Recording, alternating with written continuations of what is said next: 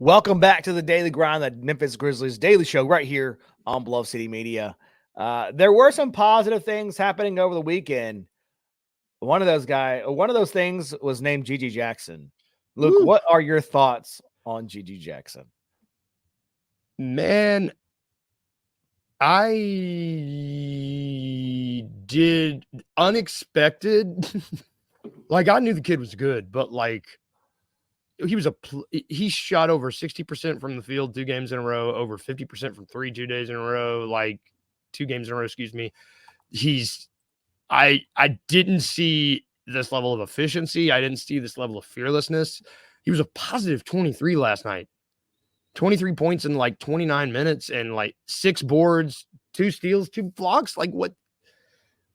The kid is, he's not just a hooper. He might be the real deal, man. Like, I know there was all the talk about him being a top 5 draft pick in this coming year's draft, and he just went early.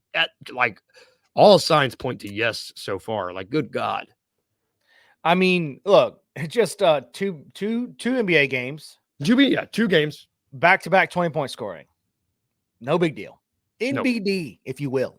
Yes. As the kids say. I don't know if the kids say that or not. But like you said, 64%, and the Knicks game from the field, the other game, 66%. That is an incredible efficiency. But what I like the most about Gigi Jackson is 6 rebounds and 6 rebounds. Yep. That is what I like the most.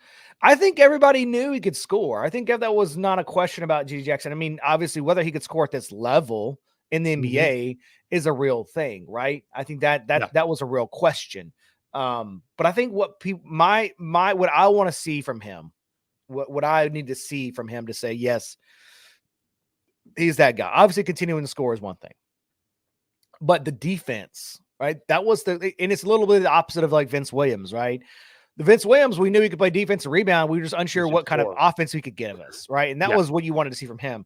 And from Gigi Jackson, it's quite the opposite. You know, you can kind of put the ball in the basket. That's something that you see all the time from him and has seen from him. But being able to score or being able to rebound and block shots, play defense, that's what you want to see from Gigi Jackson. And quite frankly, he's got the length to be able to guard those bigger threes, small fours. I mean, he's got length to do that. And so I didn't realize he was that big. He's a big kid. He's a big kid. And so I think that's kind of what's maybe exciting for me about him as a prospect is that ability. If he could somehow get that together, maybe if he went to the Vince Williams School of Defense for a little bit and learn some stuff from him, maybe from Marcus Smart. If he's somewhere to play like average to above average defense on people, that would be exciting for me. Yeah, man, and the humility the kid showed too. Like, I'd heard rumors and stuff about his off-court stuff. That kid just seems like a sweet kid. Like a kid that is genuinely happy to be in the position that he's in. And the interview last night with Shaq was really good. I think he got a lot of fans from that last night. Like, not just in Memphis. Like, I was seeing on Twitter, like, people, just NBA people that just follow the NBA, that saw that interview and saw him play and was like, this 19-year-old kid rose to the moment on national television against Dre, Clay, and Steph, and out hustled and outplayed him. I don't know. It's pretty cool. I mean, his shot looks good. His shot reminds me of a Payne shot. I mean, it is smooth. Yes, it is. He went 5 for 8 from 3 at 62% last night, with I think 2 for 4 the night before that or against the Knicks. Just a smooth shot. I mean, good looking shot too. It does not look, there's no hitches in it. So I mean, here's the thing though, and it's been 2 games. We said this about Jacob Gill whenever he was playing well. As soon as people start to look for him, right? And be like, okay, maybe we should do something or guard him a little bit. Maybe we should do something about it, right? He's not just a hustle player. Like, he's a real player, right? Like, he can maybe do some things. And when you start to see that, that's when I will kind of, okay, once that happens on game 6 and 7 of playing and people have some tape and have something to look at about what he can and can't do. That's when I think will be that's always the turning point. We saw with Jacob Gilliard, and we talked about it on this show, And it Yeah. happened, right? NBA teams are smart. They know how to force you to do other things, right? Yes. And they did that with Jaguar. Like, okay, we'll just put bigger guards on them. Right? We'll put a big people. Like they forced him. They forced the Grizzlies to not play him because they understood how to extract mismatches at his size level. And that's Yeah. important to understand is that that's going to happen with Gigi Jackson. Right now, you see this all the time. Guys will come in on 10 days or random guys. We had it's like the Lance Stevenson effect. Comes in and just like they come in one day, they don't know the plays. They're like, I'm just going to shoot and ball out. Just It go happens. score. And not that I'm not saying anything negative about Gigi Jackson. I'm saying things. This is what happens in the NBA. This is Yes. how it works, period. And so what happens in game 5, 6, and 7 is, I think, more of a telling and more of an understanding about who he is as a player than games 1 and 2.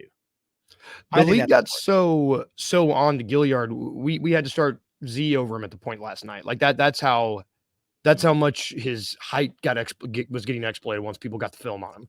Like, will Yeah. they do the same for Gigi? It's like, well, who knows? Hopefully not, but we'll see. It will be interesting to see how he responds. We saw that with Vince Williams because he was Yes. able to continue to be efficient and consistent every single game out. And that's why he earned a contract Yep. because he did it over, a 20 game span. And so hopefully Gigi Jackson still gets the run. I think that he's earned that over the last few games. So he will continue to get run. He played 29 minutes last night. He will continue to get the opportunity to prove that. And Yes. what he does with that will depend on what happens in the future. For the record, there is no reason to do anything for the Grizzlies. He's on a 2-way contract. He's not going to run out of active, being able to be active before the season ends, or he does, it'd be right as the season ends. Yeah. And He's so 19. he's 19. He's on a 2-way contract that has a restricted free agency at the end of the contract. Like if he goes into the summer and they don't do anything, he's in a restricted free agent for the Grizzlies, so they can match any offer that's even Whatever. given to him.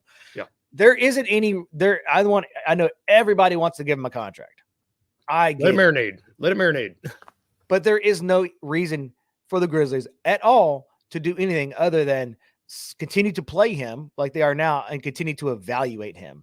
They're not going to give him a contract right. They're not reactionary like this. Like we are. We all fans. We love to see it. We want him to earn what he gets. But we also want to be a cautionary tale of let's not let it be Kenny Lofton Jr. either. Right? Like there's that part of it. For every Vince Williams story, there's 5 Kenny Loftons.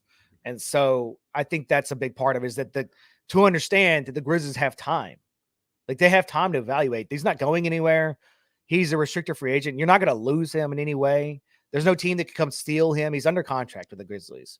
So I think, as a word to the caution of all the Twitter fans out there, he's not going anywhere. There's no reason to give him a contract. It's not a race.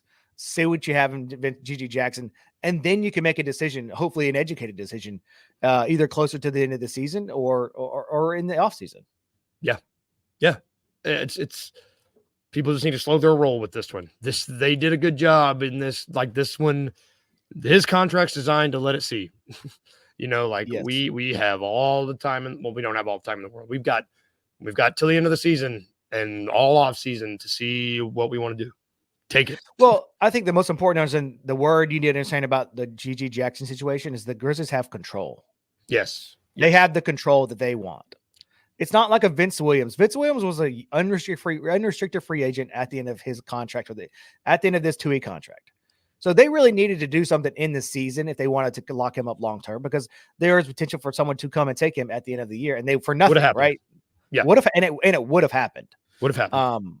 And there's a good chance that if Gigi Jackson continues to play like he is, if he continues to play like this, they will convert that contract before the end of the season. They will not let him enter restricted free agent. They'd have to match something. They'll just convert it and be done.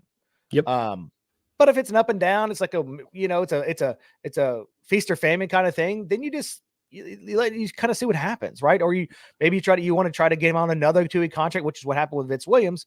You get him on another one, and then at the end of that second 2-year contract, or at the end of the second 2-week contract is when they become a unrestricted free agent. That's when you have to understand and maybe do some things quicker than you would have done if he's a restricted free agent in the summer. Yes, I agree. That's all I have to say about GG Jackson. I'm just as excited to watch this unfold as everybody else. I'm a huge fan. Yeah, I don't want everybody to take that as a negative thing. What I just said, that's me being realistic of like, here's what we have in front of us. But I'm just as excited as everybody else. I mean, it might be one of the most exciting thing about the rest of the season to see what happens, like just to see how his development plays out is one of the things I'm most excited for. Yeah. I'm not excited to see John Contra play, who, by the way, did not even get in the game. Hey, DNP yesterday, man. A game where you have 10 available players 10. and he's the only one with a DNP CD was pretty weird. Interesting. Yeah, pretty weird. In a game where you are kind of the veteran. Pretty weird. I thought it was weird too. Pretty telling. I don't know. Anthony said, I was sure GG would take another 2A this summer. No, I don't think he will. There's a good chance that he won't, right? But the good thing about him if he doesn't take another 2A and someone gives him an offer, like if someone gets him an offer, you have opportunity to match the offer. And that's all that's the biggest thing that matters is even if he's unwilling to take another 2A contract, I would say this, if he's unwilling to take another 2A contract, that means that someone else is offering him a real contract.